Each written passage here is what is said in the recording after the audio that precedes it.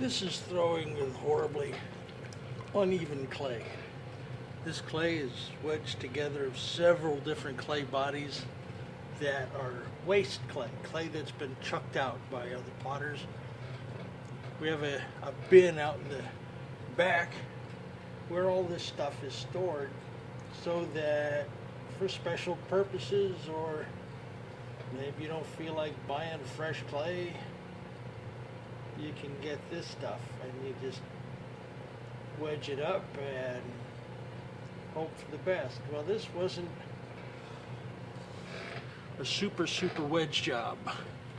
I left it intentionally lumpy, hoping to leave more color striations from the different types of clay.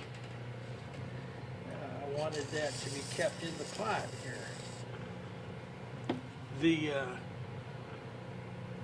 The take for that is I get a more colorful piece.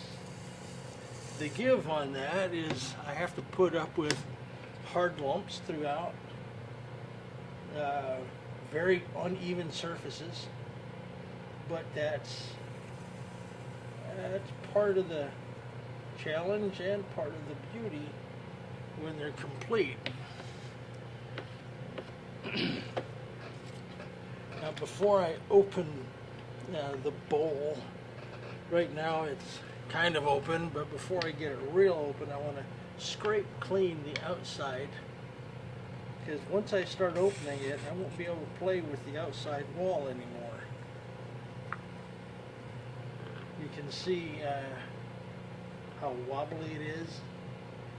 Each one of those wobbles is being created by some clay of varying density throughout this whole wad here.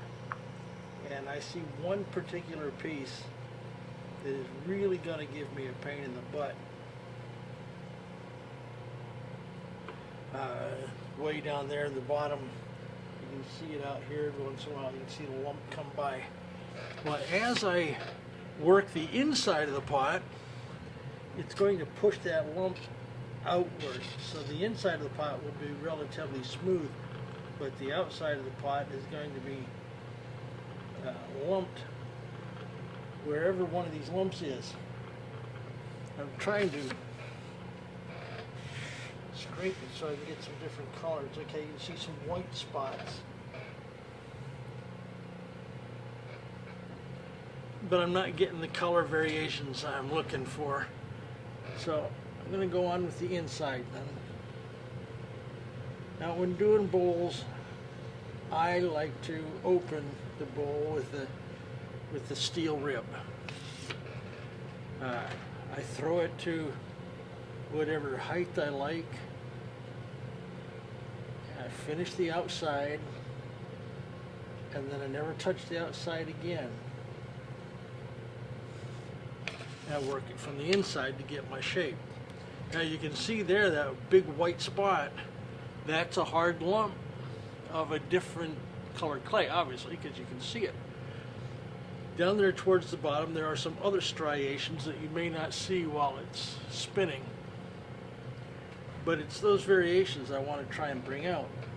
And that lump, you can see my hand move every time it comes around, because it's really firm.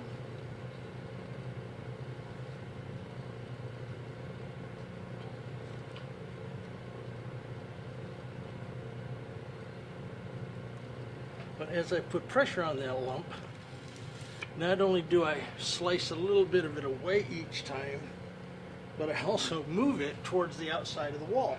You can see on the outside how absolutely bumpified this pot has come. Even on the top, you can see it's a bit out of round.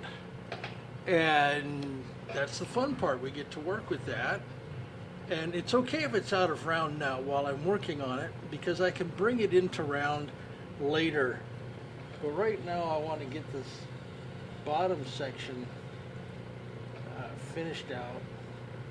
Then I can worry about that wall that's wobbling.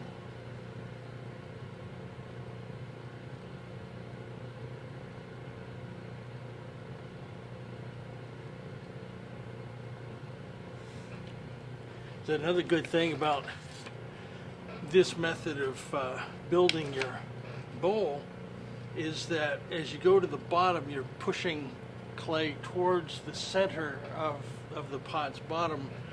And I don't know if you've ever experienced the bottoms of your open containers, such as bowls, cracking.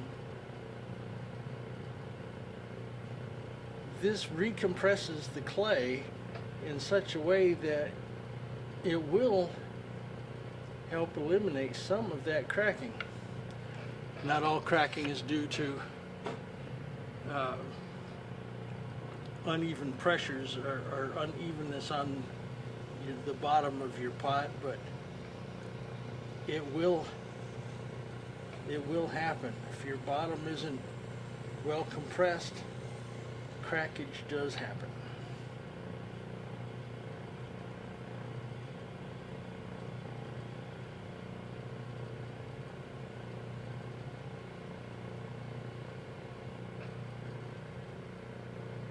All right, you can see also, probably from this camera, there's the wall has different thicknesses. There we got a thick spot over here and real thin over here. That's what happens when you get these lumpies. You get a thick side and you get a thin side. Sometimes you get a thick and thin. And so we just try our best to bring that into round.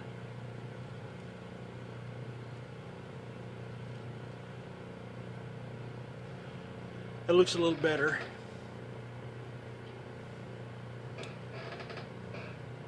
But I want my walls to be a little bit more convexed rather than straight. So I'm going to push some out a little bit more here.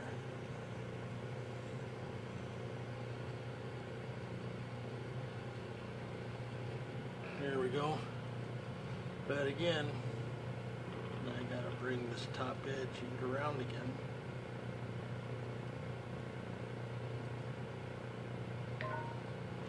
All right.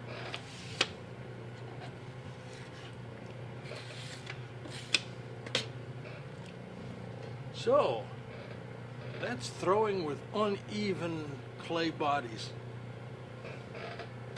I don't know if that was fun for you, but I always have quite a challenge with it. It's real fun.